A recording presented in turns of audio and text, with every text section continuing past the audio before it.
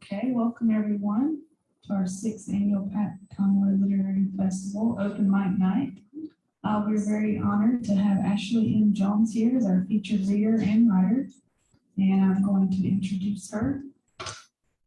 Ashley M. Jones is newly appointed as the Poet Laureate of Alabama, the youngest writer and first African American selected for this prestigious position.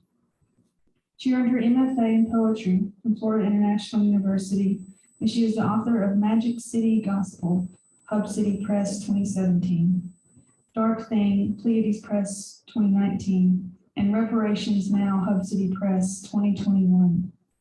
Her poetry has earned several awards, including the Rona Jaffe Foundation Writers Award, the Silver Medal, and the Independent Publishers Books Awards, a Literature Fellowship from the Alabama State Council of the Arts, the Lucille Clifton Poetry Prize, and the Lucille Clifton Legacy Award. She was a finalist for the Ruth Lilly Dorothy Sargent Rosenberg Fellowship in 2020. Wow. Her poems and essays appear in or are forthcoming at CNN, Poetry, the Oxford American, Origins Journal, Acquired by Split This Rock, Obsidian, and many others. She teaches at the Alabama School of Fine Arts and co-directs Penn Birmingham. She is the founding director of the Magic City Poetry Festival. Please let's welcome Ashley M. Jones. Thank you. Hopefully y'all can hear me. If somebody could give me a thumbs up virtually or with their real hands, okay, great, awesome. Okay, well, I'm so happy to be here virtually, and congrats to y'all who braved the weather to be here. I hope that your travels home are very safe and that it's not too cold out there in Beaufort, South Carolina. It's cold here in Birmingham. You know, winter is here, and we're Southerners, so winter means something different to us, I think, than other people. But I'm just gonna read 7 poems, and that will be that. They're all from the new book, Reparations Now. And I figured since it was Saturday night, I would read something about James Brown, and I did not know that we would be in a jazz club, perhaps is what I was told, so maybe it makes some sense. So this poem I wrote after listening to the song Soul Power by James Brown. And if you ever listened to that song, you know that it's like super, super long. First of all, it's like, I don't know, 10 minutes long. And there's like a never ending bridge section. And so when I was listening to it recently, that bridge section just like put me in a time loop of some sort. And this is the poem that came out of it. And it kind of looks weird on the page. If you have the book, you know, but it's weird, much like James Brown and a time loop. Soul Power, James Brown time loop. Everything is color and sweat, like the pinwheel that marks a time jump on Justice League or Wonder Twins or Batman and Robin. It's all spinning to the tune of those horns in Soul Power by James Brown, who was, I think, some kind of Superman because he wore a cape, because he could see through you to the white meat, because his heart was wrapped in a blanket of green, glowing money, faster than a speeding bullet, funkier than George Clinton stewing in a vat of radioactive gym socks. He was the originator of a time loop, of a horn section that would not, could not quit, of a bridge that led nowhere but from one side of his growling throat to the dark, loud other. And it's here, in this time loop, in this trumpeted commercial break, that I see just how caught up I really am. The man I did not love is sitting at my dining room table, gobbling up a cake I baked for his unremarkable birthday. And in the spit shine of his teeth emerges the metal shining smile of the other man I did not love, who did not love me, gobbling up the edits I made painstakingly on his poems. And in the ink, black and boogieing on the page, rose the whiskers of the other man I did not love, framing his slow and drawling mouth, his words slipping thick out of his lips. And then they were all the same man, in an endless, spinning, trumpet-filled infinity in which, yes, I could get on down, down, down, down, down, but not out. Every wall, a new man dancing a two-step to a tune that will end in my demise. And James is telling me how I got to feel it. And maybe he's right. This is the funkiest hurt, but it got to hurt. It got to. James said so. Because when it's finally over, when the trumpets quiet down, my body still knows how to dance all over the beat still pounding in my heart. How to recognize these unrelenting sounds, these men making dissonant music, how to turn that hard hurt beat into my own sure feet, stomping it into beauty. There's that one.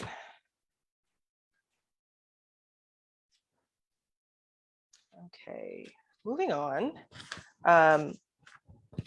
I'm going to read a poem about Superman, and I realized that I mentioned Superman in the other poem, and this is not really like themed, around superheroes, but it just so happens that this next poem features Superman. And I have to give a little background on this one. This poem is based on the comic book series Superman's girlfriend, Lois Lane. Now, I am not a Superman person for real. I'm much more loyal to Batman. But I happened to, a friend of mine had this particular issue of Superman's girlfriend, Lois Lane. And when I read this issue, I was really flabbergasted. So in Superman's girlfriend, Lois Lane, number 106, Lois Lane turns into a Black woman. So the basic setup of this particular issue is Lois, who works at the Daily Planet, really wants to win a Pulitzer Prize. She's really like, I need to write a gritty story. And so she decides to go into Little Africa, which is the like Black side of town in Metropolis. So she goes there and nobody wants to talk to her because she's some random, white woman asking a bunch of intrusive questions. And she's just aghast. She's like, oh, nobody wants to speak to me. What's wrong with them? So somehow she ends up getting Superman to fly her to this like remote mountain where they have a transformation chamber. And she gets into the chamber. She comes out as a Black woman. She's got like a little afro. I think she's like wearing a dashiki or something. You can find it online too, this issue. And she's like, Black. So she goes back to Little Africa and everybody opens up to her and she like understands the underbelly of Metropolis. And it's very odd. But like that whole story is all a setup for what's like the big climax, which is that when she's standing there as a Black woman, she asks Superman, would you still love me if I was stuck like this, as in stuck as a Black person? And like that's supposed to be the thing where it's like, ooh, could he love her beyond Blackness? Which we know is totally ridiculous. Blackness is not something that should prevent someone from being loved, but that's what they wanted us to think in this issue. So what I did was I took that comic book issue and I wrote this poem, and all of the words in the poem, except for like 2 words, come from the comic book, and it's in order. So if you read the comic book, you should find all these words in, order. That is, the first word comes from like page 1, first like 20 words might come from all the cells in page 1, so on and so forth. And yeah, so you'll find them all there, but it has a message that reflects what I got from the issue, not exactly what they thought the message was, if that makes sense. So it's called Superman's Girlfriend, Lois Lane, number 106. On this daily planet, my life is good luck. All supermen at my service. I should get the Pulitzer Prize on the backs of Metropolis's Black community. Wait, tenements perplex me. How can I break through this plague? Their suspicious speech, these slick-mouthed babies and their knock-slam slang. Homeless ghosts on this daily planet. What is the reason for their weary report? Look how the sun shines sweet and pretty on their rat-infested slums. It's okay, I'm right. I'm Whitey, never forget. Little Africa is dejected. a neighborhood of frustration. I'll step into this machine and transform, a startling switch. Black for a day only, the hum zoom of the world staring, the smoke of white fragility, its gloomy fire trap. Black is beautiful. Have you met it before, reporter? The eternal struggle of life against death by darkness. A life of please, look me straight in the eye. The constant confrontation of being Black and alive in a white man's world. A universal outsider. So alien, even Superman couldn't risk loving you.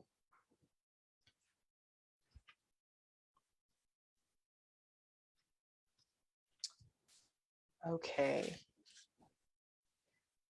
It's weird to read into the void. So I'm just gonna trust that whoever is here is still with me. And I guess I'll keep going. So the next piece that I want to read is one that tells the story of America and I guess what you would call westward expansion, manifest destiny, all that stuff. And I think I'll just read it instead of giving the long preamble to the poem. I think it speaks for itself. Manifest destiny.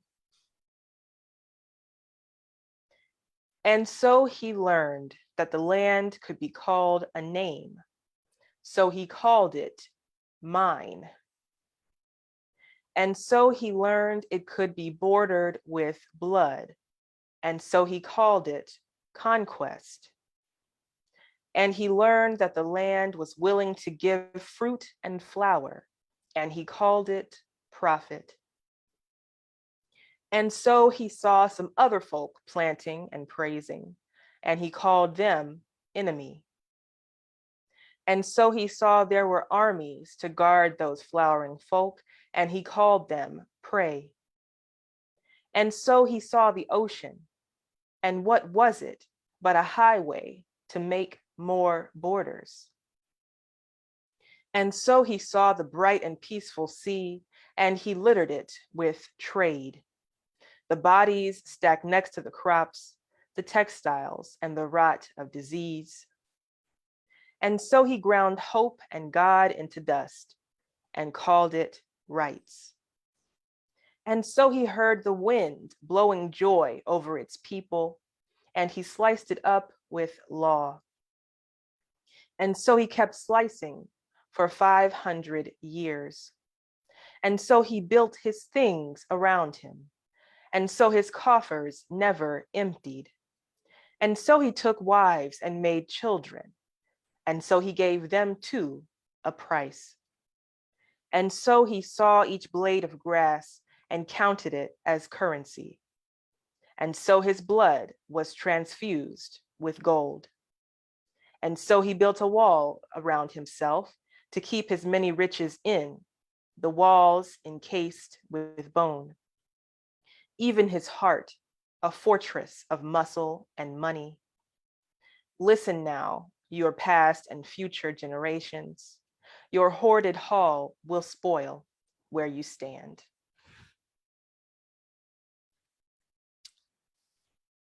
All right.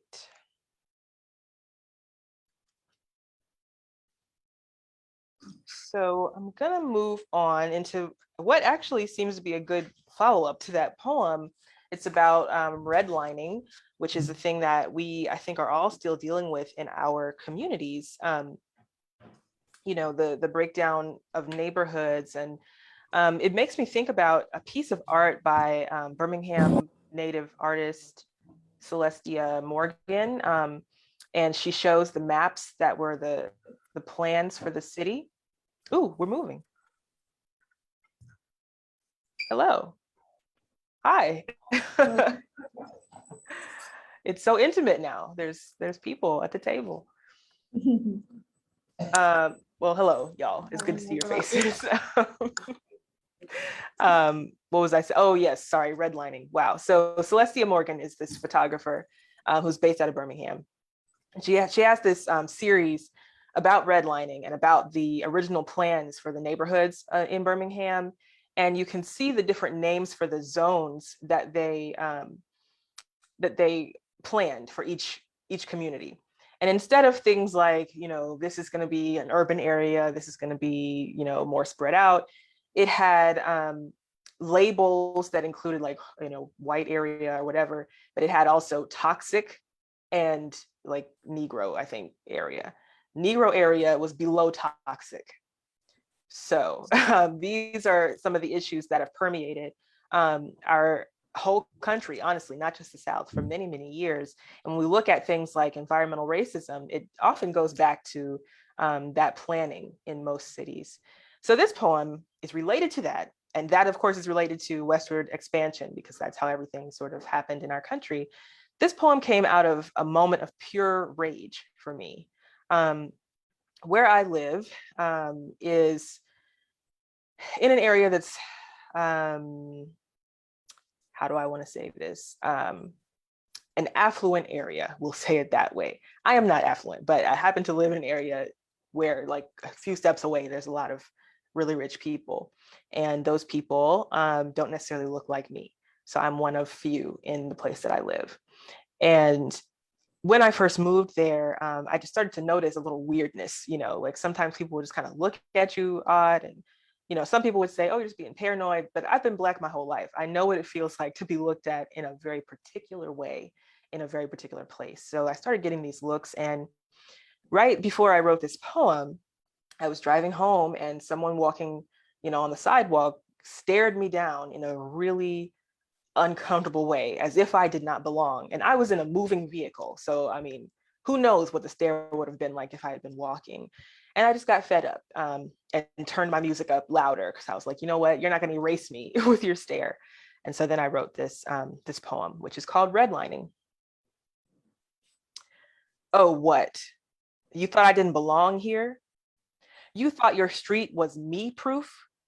Thought here was a place only lilies could grow?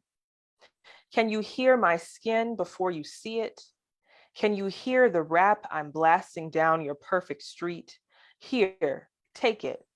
Every beat will fight for me. If you can hear it, that means I'm winning. That means you can't hurt me here. Means I'm belonging if it's the last thing I do. Did you hear the one about the Black girl who just wanted to mind her own business in a country, state, city, suburb, where their only business is making sure I'm not here, where my face, my body, my God, my hair, even my right to write this sonnet right here is policed, is stared down, is burned fast as ether. And that was a sonnet, as you could hear me say in that poem, using monorhyme. Here, here, here, here, here is the end word. All right, we got 3 poems left. Y'all are making it on through to the end. The next poem I want to read is one that celebrates my mom. I have been very blessed to have the best parents anyone has ever had, ever. And so this poem talks about how they made sure all of us, me and my siblings, we always knew how valuable we were and how amazing it was to be a Black person, that we should celebrate our culture at all times. And something really interesting about my upbringing, I was a lover of Barbies. I still have all my Barbies to this day and all the millions of boxes of clothes and accessories. That's where my love of fashion started. Was just dressing and redressing my Barbie dolls. And the interesting part is not that I had dolls, but that my mom made sure all of our dolls had brown skin. Now, some might say, oh, doesn't she want you to be multicultural and accept others? Yes, and that's why our dolls all looked like us, so that we could understand that we belonged just as much as anybody else, that we could celebrate our beauty, we could dream about ourselves as beautiful people. Because, when you have a doll, it's, the epitome of grace and beauty. And she wanted us to see that in ourselves. Because when she was growing up, she didn't have any Black dolls. In fact, they didn't start making Black dolls until I think 1970, I want to say, something like that. So she didn't want us to, go through any crises, because of our Blackness. So this poem talks about her And it's dedicated to several women who unfortunately were murdered, Black women who were murdered by police or otherwise, who did not, get to make it past a young age in the case of all of these women that I name. It's called She is Beauty, She is Grace, for Breonna Taylor and Sandra Bland and Oluwatoyin Salau and so many killed Black girls. My mother always told me I was beautiful. She oiled my scalp with proud mother care. She bought me baby and Barbie dolls who shared my skin, brown beauties who smiled back at me, whose infinite stories I told each day in my playtime heaven.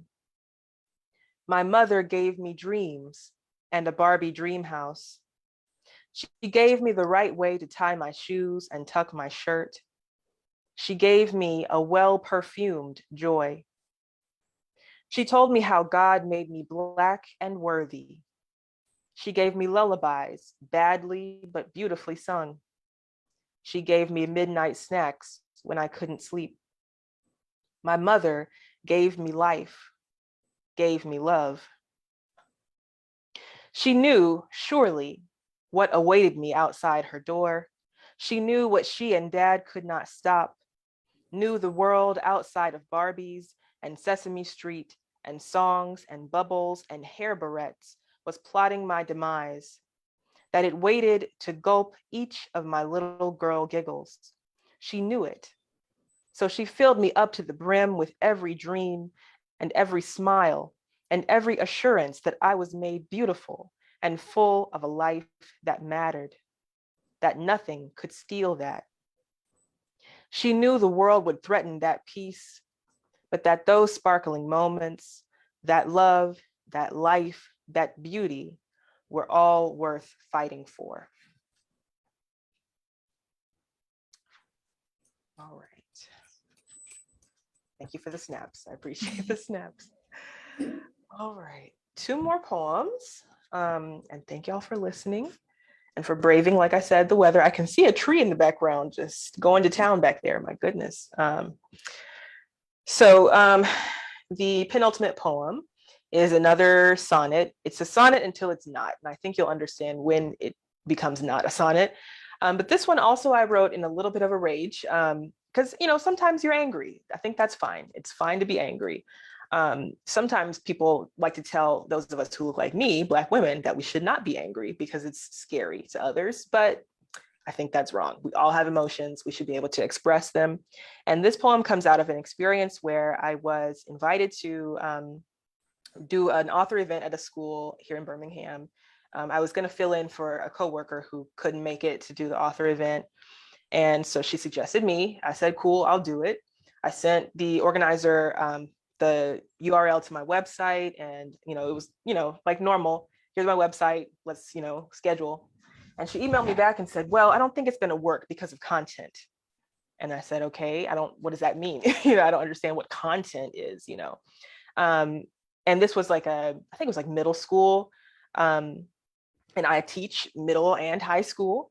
And I had never been uninvited to anything in my life before. Like, this was totally new.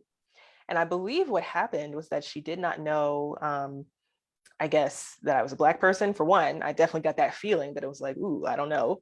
And also that I write about history and race. And to me, these things are not content that children can't handle. I do teach children. But the thing too that got me was that she didn't give me the benefit of the doubt to be able to choose work that would be appropriate for her event or for the age group or what have you.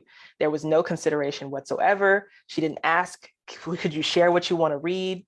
Nothing, just content, goodbye. And so it did hurt my feelings, but then I thought, well, there's so many of my foremothers who went through worse than this. I think about Sonia Sanchez, who had to literally change jobs so many times because she was so politically active. And she was surveilled by the FBI because of what she taught. So if she could go through all that, me being uninvited to a school is whatever, I'm good. But I decided to challenge myself to write a poem that was totally non-political. to see if that's maybe what she was wanting me to do. So this poem is completely non-political, as you will see. It's called Poem in Which I Am Too Political to Read at Your School. A rose, single, silent, and soft, opens. Red petals, tender, innocent, fragrant. What beauty, how holy, peace unbroken in the rose's solid stem. O ancient wonder, rose of unsullied joy, I sing to the majesty of your sun-loved face, your color so pure, petal fine as wing, leaf's thin veins a natural puzzle of lace.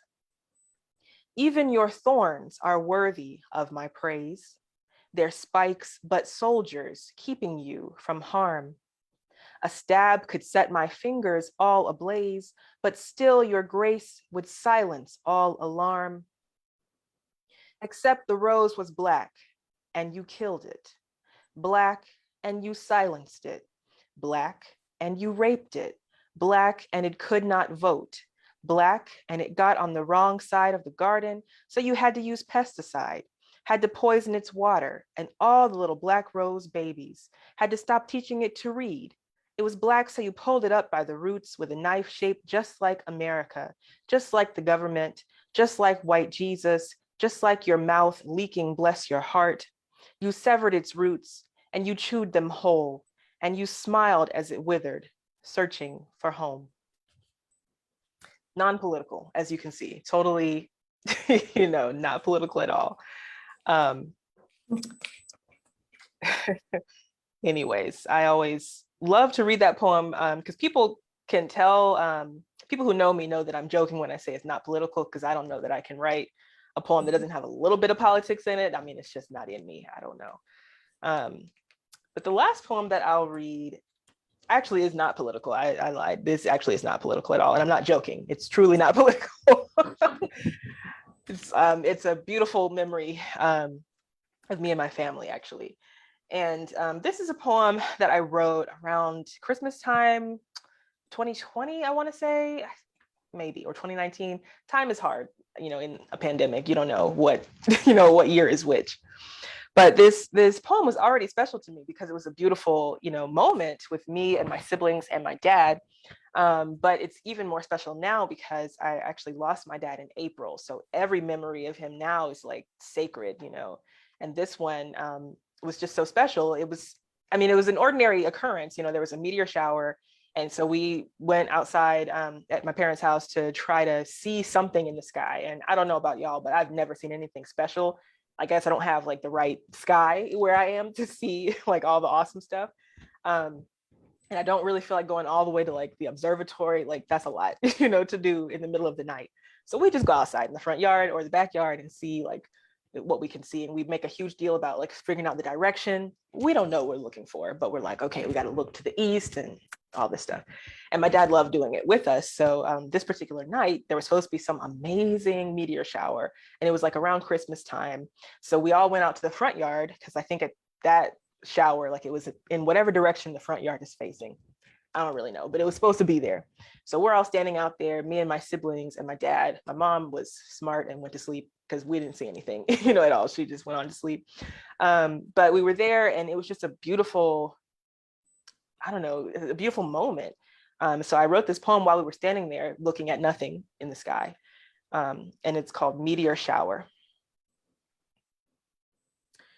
There is nothing particularly funny about rocks flying through the sky, the raccoon gobbling trash next door, the empty street. But we laugh like it's Christmas, or like those rare summer mornings on the back porch when the sun isn't too hot and everything is possible. There's a meteor shower tonight, and we feel large and happy standing in our driveway. We strain our eyes for something lit up, carrying wishes or a bonfire of dreams ready to alight from the sky.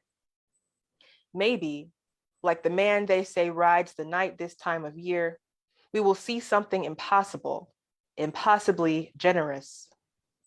It's a blessing to receive a gift, to get something hoped for, something named and exhaled on a piece of space sediment, to get a half-hour sitting here next to these loves of mine, to feel the easy way my laugh twinkles out until I'm all sky, mouth open like this whole world is a big, bright drink. We don't see the meteors falling in a trail of smoke. We wait almost an hour for their shine across the sky. And although we don't see anything but these domesticated stars, there is something singular. Maybe the way my sister's eyes hold the star glow, my brother's humming speech, my dad standing here, healthy and smiling among his 4 children. Once in a lifetime, these meteors this night. Thank you.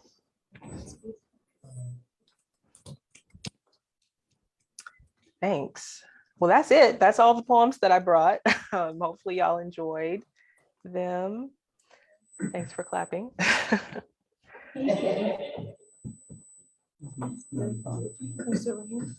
Oh, okay. Thank you, Ashley, for sharing your work and reading for us tonight.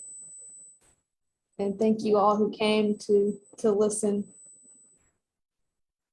Yes, thank you to everybody who's in, I guess, Facebook. Is that where you're streaming this? Uh-huh. Yes. Who's in Facebook now or in the future, wherever you are. Yeah. That's a question. Yes. Actually, I just had a question. Mhm. So I'd like to know, did you send the poem to the school? The Rose poem? Oh, no. No, I am not that bold. I mean, I guess, very passively getting back at this person by having the poem published in a book. But no, I never said anything else to that woman because I didn't really know what else to say. Like, I don't know, I was just so confused by it. And to this day, I really don't know what her deal was. I mean, the school is private, it's a Catholic school, but again, I'm not like non-religious, you know, I have religion, so I don't know. I'm not Catholic. Maybe I don't. Maybe that's it. I don't know. But I think you should send her the book. Yeah.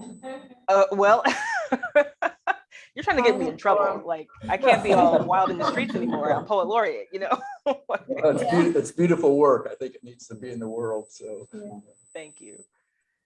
Thank you. If I send it, I'm gonna tell her I was coerced by someone at the Pat Conroy Literary Festival. Bob Bradbeck. Yeah, that's fine. Did anyone else want to ask anything before we leave each other? One day we'll meet you here in Beaufort. Yeah, It'd be please come to great. Beaufort. You're wonderful. It'd be Yeah, I'd wonderful. love to come to Beaufort one of these days. And I'm sorry it didn't work out this time. It actually turned out to be a good thing because there was a lot of unexpected travel for me over the last 2 weeks. Which I mean, I wasn't planning on doing much of anything in person. And then I was asked to be on Good Morning America. So I said, well, I guess I better go to that, you know, so I did. But it's been a very tiring few weeks for me. So it's been a gift to be able to zoom in so I can, you know, get a little rest after such a busy couple of weeks. So actually, you're a teacher when you're not writing? I am. I'm a teacher when I'm not writing and when I am writing. I'm always a teacher. I teach at a fine arts high school in Birmingham. And I also just started teaching at Converse in Spartanburg, South Carolina in the MFA program. So I teach everybody except elementary schoolers. So. Great. Mhm. Alabama's lucky to have you. Oh, thank you. Thank you. I'm happy to be here and to be able to represent the state.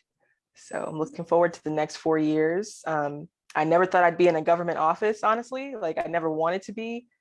And here I am, you know. So we'll see what happens. Thank you for making a special evening for us. Yeah, Yes, thanks again, Ashley, for being here. no problem. And everyone who joined us on Facebook. I can't, oh, did you just skip, is it over? Oh, okay. Uh, Okay.